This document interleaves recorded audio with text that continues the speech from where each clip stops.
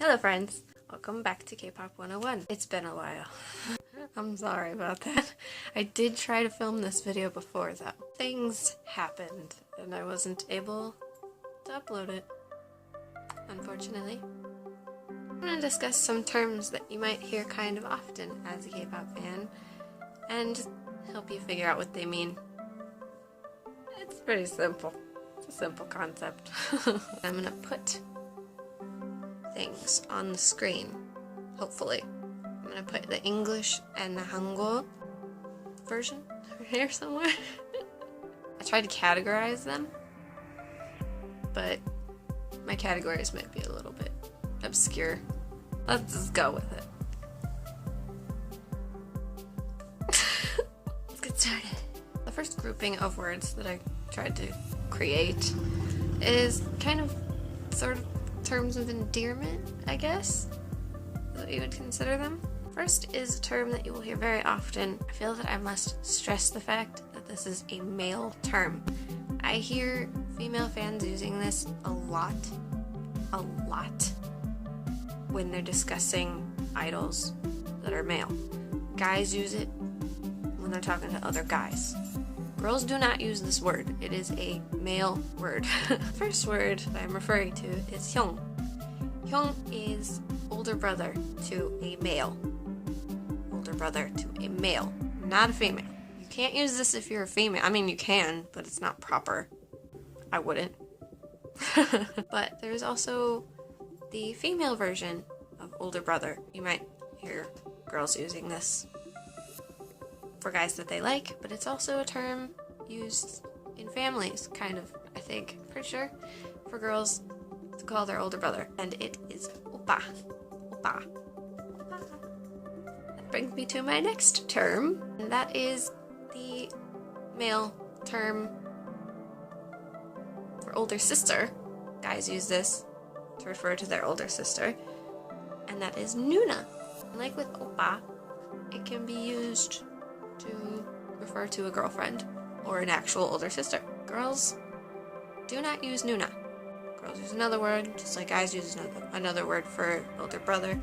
Girls use another word for older sister. Girls use oni, okay, but that's not gonna be in this. I guess now it is, but oni is the female term for older sister.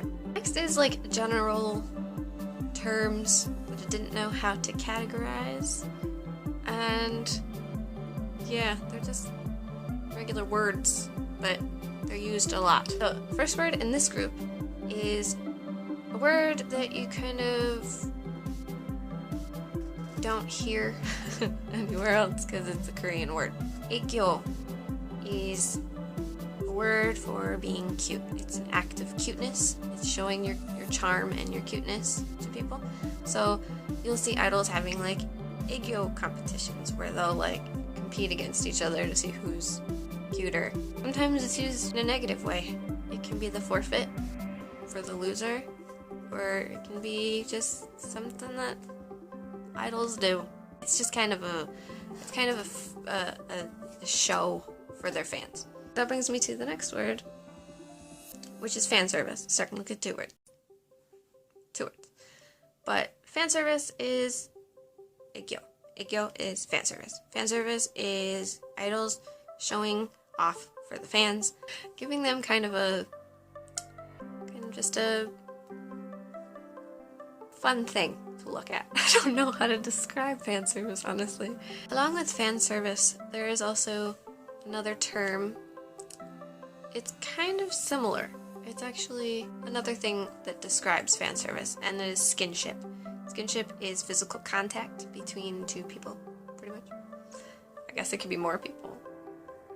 Skinship is like touching each other, you know, in more than just like a moving you out of the way kind of thing. It's like hugging and, you know, showing just love for each other. Fan service, skinship, they go together. You know? Am I explaining these well? I hope so. I hope I'm not confusing anybody. Another random term that I didn't know how to categorize is, it's a term of encouragement. So it's like when you're taking a test or when you're about to take a test and you're nervous about it, your friend would say fighting, or in Korean it's hoiting. And it's just like, you can do it, you know? It's just like a cheer, encouraging words, whatever. The next word is also kind of, I guess it's considered an encouraging word. It kind of just means cool. If somebody shows you their new shoes, you would say, oh, those are daebak. Daebak means cool or awesome. I don't know why, because that's not its dictionary term, but that's what it's been popularized to mean. It's kind of the mainstream meaning for it, if that makes any sense. You're daebak, you know? I'm sorry. One of the most popular terms that you will hear being a K-pop fan, if you're active online, or, you know, just in other groups of fans, is bias. Bias is basically your favorite member of a group, or just your favorite idol. The one that you like the most, that you like have a crush on. And you don't really need to have a crush on them, they could just be your favorite. But generally, there's some kind of attraction with your bias. A lot of people are protective of their bias, and they can be crazy about it. You just want to watch out. Careful with your bias, okay? With bias, there's another term that is commonly used, but I don't have a lot of experience in this area, and that is your bias wrecker. Bias wrecker is just kind of a side term. I'm not going to consider it an actual term for this video, but bias wrecker is like the member of a group or another idol that is threatening your main bias, and you're having a hard time not biasing that other member or idol. They're just kind of in the way, and you're like, God damn it, get away. Am I making sense? Apologies if I'm not. I'm not good at explaining things. This is why it took me so long to make this video, to be honest. The last term in this category, which it's in this category just because I didn't know where else to put it, is not specific to groups of idols necessarily, or K-pop groups, but it's a word that you hear a lot, and that is maknae. Maknae is the youngest member of a group. You can have a friend group and have a maknae because there's a youngest member. Now this word is a little bit controversial, but I included it anyway, and it's on its own because I didn't know where else to put it. It's controversial in the fact that people use this to refer to fans, but it's not really a fan term. Like, I wouldn't consider someone who is one of this word to be a fan. That's just my opinion. Sasaengs are very passionate people, and they can go a little bit overboard with things, you know, following idols, like stalking them and going through their garbage, and basically just an obsessive person. And they can endanger the lives of other people without really caring. So a sasaeng is, I'm trying to be nice about it, and it's kind of, like I said, controversial. So I almost didn't include it, but I wanted people to know what this word meant in case you hear it. They're technically stalkers. Sometimes. I don't know. You can look up the term on Urban Dictionary and it'll kind of give a better explanation. Sasaengs are all over, but it's not just specific to K-pop even. Like, we in America call them stalkers. So yeah. That's all the words that I have for today.